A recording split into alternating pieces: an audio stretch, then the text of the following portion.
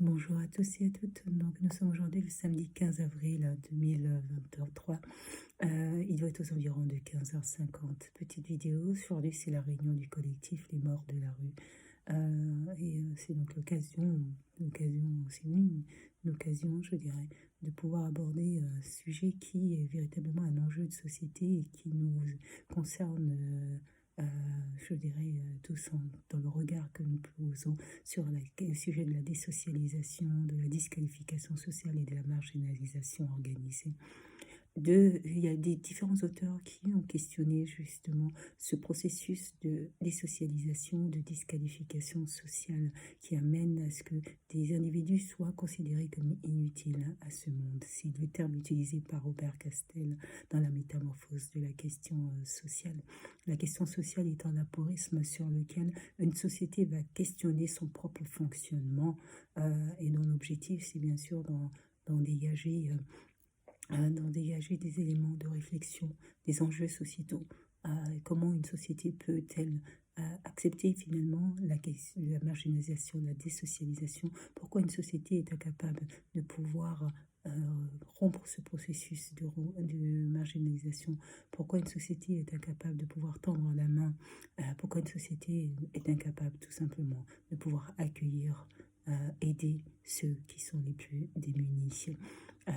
Toutes ces questions sont questionnées dans l'ouvrage, notamment la métamorphose de la question sociale et celle de la disqualification sociale.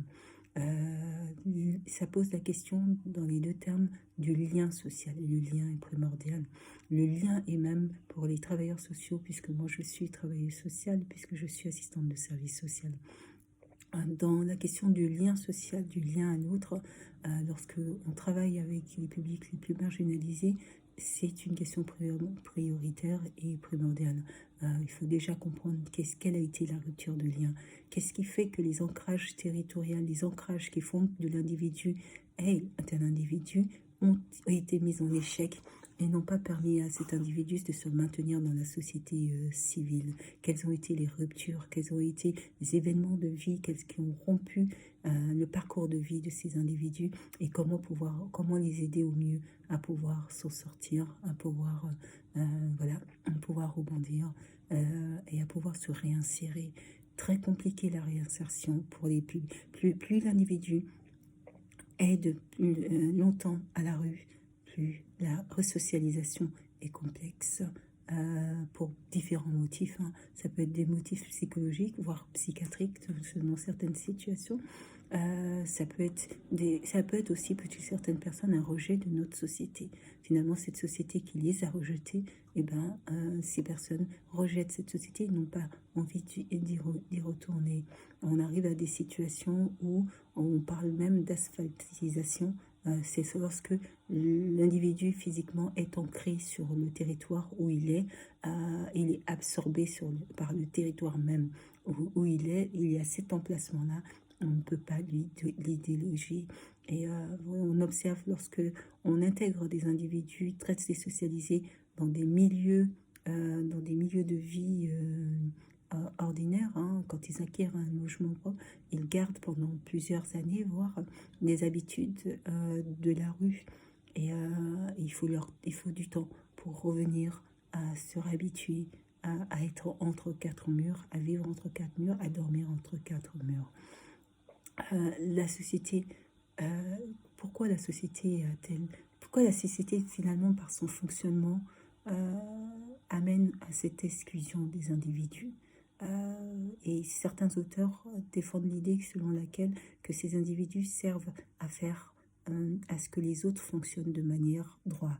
C'est-à-dire que c'est un peu pointer le doigt sur des individus. Et la société créerait les échecs des individus pour montrer du doigt en disant « Regardez, celui-là, il a échoué parce qu'il n'a pas été bon à l'école. Il a échoué parce qu'il était comme ça. Il a échoué parce que ceci, cela. » Et quand on pointe du doigt, en somme, ils disent soyez pas comme lui. Si vous travaillez mieux à l'école, si vous êtes comme ça, si vous êtes ceci, vous êtes cela, vous pourrez avoir une vie. Vous ne pourrez ne pas être comme cet individu-là qui est en échec.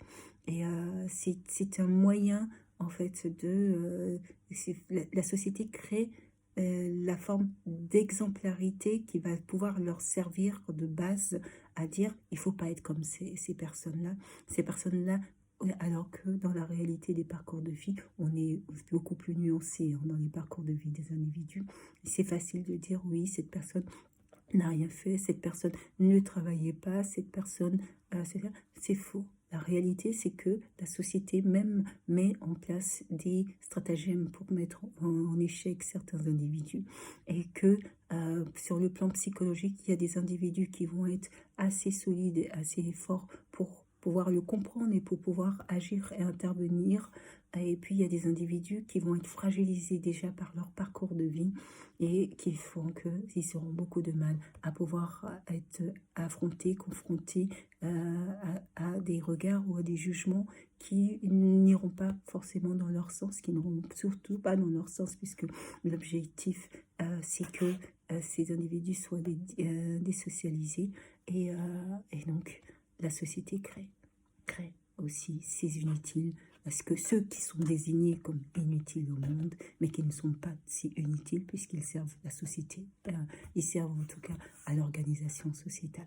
Et comment sortir? Pourquoi dans certains pays, comme les pays nordiques, ils sont sortis de ce schéma-là et ils sont parvenus à considérer que aucun individu n'a à être désocialisé et que tout individu a le droit d'avoir un toit au-dessus de la tête. Pourquoi ces sociétés civiles-là sont-elles parvenues à ce parcours-là, à ce cheminement-là, à cette place posée donnée à l'humain avant tout? Et pourquoi nous? Certains vous diront, oui, mais c'est des petits États, ils sont peu nombreux. Voilà, on trouvera toujours des arguments. Mais aux arguments, il y a souvent des contre-arguments. Et on est peut-être plus simplement dans le véritable humanisme. Et c'est ça qui fait la différence, c'est qu'ils trouvent les moyens, ils trouvent les ressources, et ils trouvent les moyens de pouvoir venir en aide à ces individus. Sur ce, je vous souhaite une très bonne réunion au collectif donc des morts de la rue et une très bonne journée à vous.